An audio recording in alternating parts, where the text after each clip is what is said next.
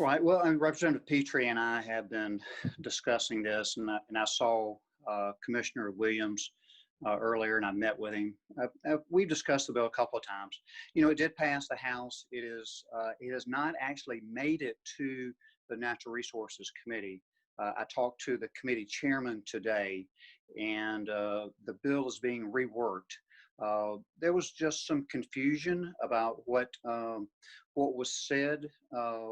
And I think the commissioner wants to make sure that we have these heritage sites preserved, and he actually wants to tighten up the standards. But what actually was in the bill was not quite uh, as much as he wanted. So he's going to tighten that up and get it to us. So I have not seen the final version, but I will say that, you know, I'm certainly not going to vote for it, you know, unless we have everybody buying into it.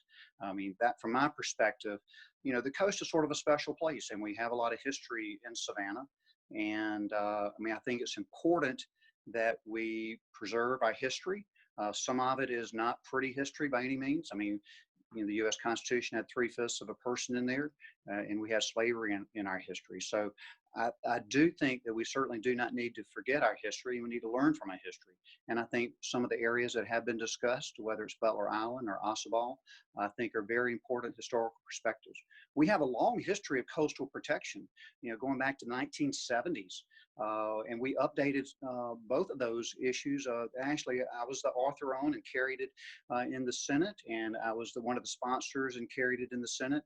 And Representative Petrie has been helping out. We've done marsh protection. We've done, you know, the dune, the coastline protection, and so I think it's important to get this right. You know, because of COVID-19, we've been suspended since March 16th or 17th or so. And so we're really only about 6 months away from the next session.